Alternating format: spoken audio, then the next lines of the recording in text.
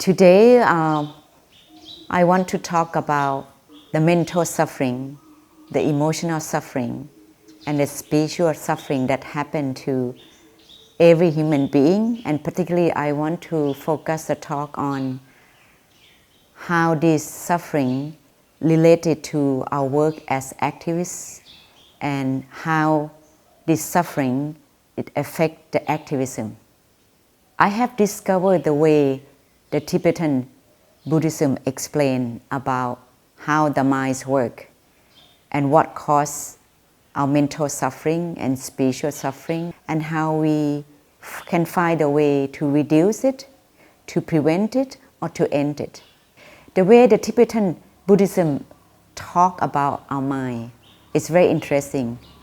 They said that every human being, regardless of age, gender, the color of skin, the physical appearance, or regardless you are religious or not, that all human beings are born with a mind like the clear blue sky. And the clear blue sky represents the mind that is fresh, that is happy, that is light, that is clear, that is vast, and has strong energy because of its clarity. Very powerful. But the sky is not always clear because the sky has clouds.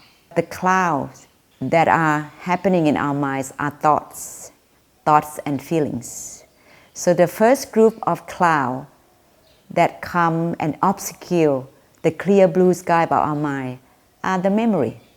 And most of us has memory. Especially the longer we live, and especially anyone who haven't finished working on our past, the cloud of the past will come and become the obstacle of our life, of our decision making, of our work, of any relationship we make, even with nature and with ourselves. So when talking and working with a lot of activists from all kinds of work, I have asked them what are the memory or the thing in the past that caused you emotional suffering. They will say guilt. They will say resentment, regret, sadness, and pain. And that could come from a childhood memory, come from the family, bringing us from colleagues, from the previous work, or from anything happened in the past, but that we don't have a clear mind or a wisdom to transform it, to work through it. So when the memory of the past comes, immediately we feel angry. We have a strong sense of resentment and guilt, particularly activists who look at the back and there are things that we get involved and we feel like we didn't do the right thing. So we carry guilt with us. And some of the activists grew up with violence. It could be in the family, it could be in the community, the church, or any place. We carry out with us trauma. And what trauma causes us is we live in pain, and some of us with grief. And grief and pain and anger and all of this still stay with us in our memory. So when the cloud of the past come into our mind, which we cannot control, sometimes it comes in the form of dreams. Then it affects our mental well-being. It affects our spiritual well-being. It affects our emotional well-being. And it affects the way we relate to work, the way we relate to people, and even to our own self, our own life, our own identity. So the cloud of the past is one. The next cloud is the future. And every human being think about the future. And particularly activists, we want to have a future, not just for ourselves. We want the future of our community, our country. But this future planning, this expectation, this dream, this hope, this anticipation can create a mental suffering. Because it can bring worry. It can bring a lot of hope. It can bring fear. It can bring uncertainty. And for some of us who have been living in war and conflict, it can bring you hopelessness and despair, even to just thinking about the future. So only two clouds. And in general, we know that these two clouds are the one affect our life the most.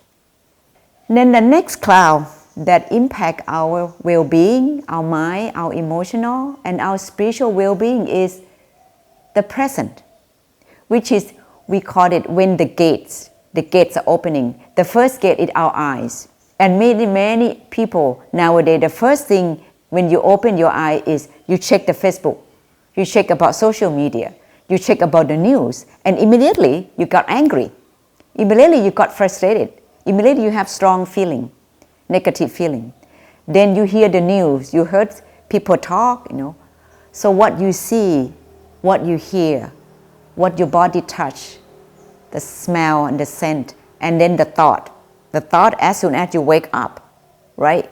Your mind get caught in the thinking, in the thought. So again, even the present, the thought in general that we hear or we see, it can easily cause you a mental and emotional suffering that we are not aware of. So those three clouds, the cloud of the past, of the future, or on the day-to-day, anytime you wake up and you open the gate, this can cause suffering. So what kind of suffering that gonna impact our life? So when we talk with activists, they said anytime when you have a mental, emotional suffering, it affects your physical well-being.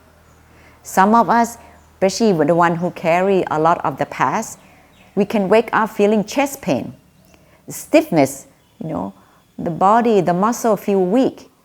You don't have life energy. You cannot sleep. Or you sleep too much and you still feel like you don't have enough sleep. You have difficulty constipation. You either lost your appetite, you eat too much. So all these physical symptoms that you can experience if you connect to your body on the daily basis, you can feel your heartbeat is fast. Even the way you breathe in and breathe out, you breathe only halfway. Those are the physical symptoms that you can feel. The next level, the next well-being is emotion.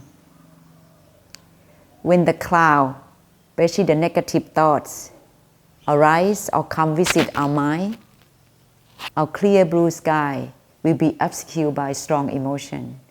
We don't like it, we get irritated. So the emotion well-being, the symptom you can see is you don't experience joy. Even there's something right in front of you, a child is playing, and the flower, the plant, the sunlight, there are some nice thing, some beautiful thing that is around us that we can see, we can hear, but we won't hear, we won't see anything because our mind got caught in the thought, and especially the thought that bring us some emotional suffering.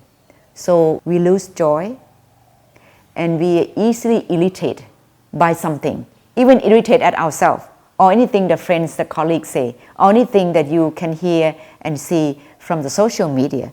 Immediately, you have strong emotion. The next level is the mental well-being, and this is a big thing.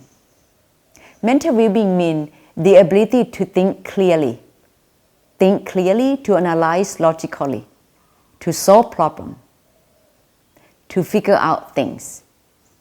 So if the cloud of the past, the future, or the random thoughts of negative thoughts is taking over your mind, your clear blue sky, it affects the mental ability on the mental well-being. So many of us do not have a clear thinking. If we don't have a clear thinking, when we analyze a situation, when we want to take the next step, when we want to have a good visionary, we can't, because our mind is full of confusion. Our mind is full of despair or anger or frustration, right? So again, the mental ability is very important for us to work for social change or social service.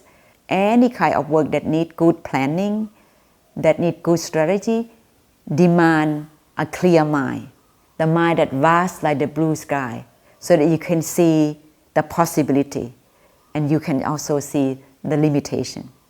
Then what come out in your thinking, talking among colleagues, it's a good plan, it's a clear strategy. The next two well-being that the cloud means the negative thought about future or past or present, influence our life, our well-being is relational, meaning that it affects relationship we have with ourselves, with our colleague, with our family member, and with the non-human being. As I said earlier about nature that support us, children, anything, the beauty around us, we disconnect from everything because our mind is so infatuated with the thoughts, especially negative thought and negative emotion. Because if we don't train our mind, we think all the time, even while we're eating, while we're taking a shower. And this thought carry on even when we are sleeping. So many of us who carry a lot of responsibility, we can sleep long hours, but we woke up, we don't feel like we have enough sleep because this thought, this cloud in the mind continue in a dream, negative dream. So we never have enough rest. So that affect our relation to ourselves and to nature and to everyone around us. The next one is spiritual well-being.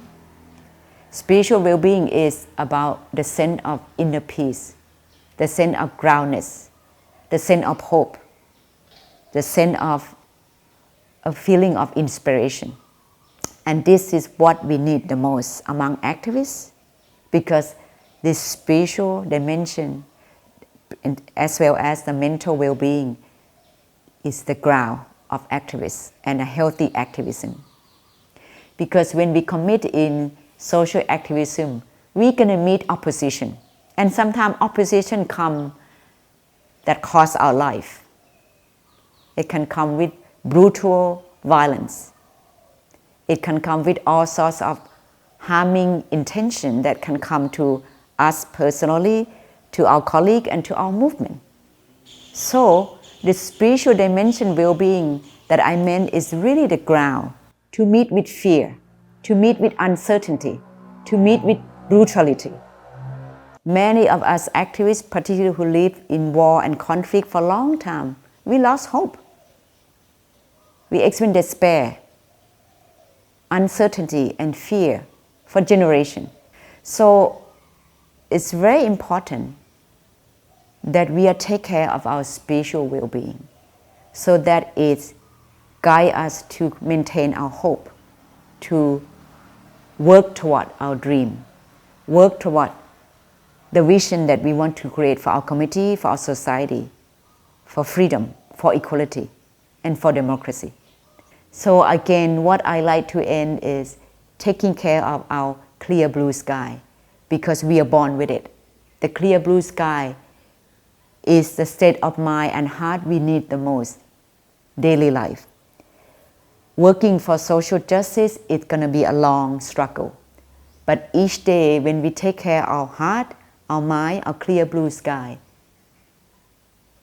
each day we live in peace, we live in hope, we live in clarity, we live in a sense of peace, even though the work we do is not yet reaching the goal. But in our daily life, we already walk on it. We already walk on the path of peace, some contentment, some joy, and happiness from little things that's happened in our daily life. So take care of our blue sky.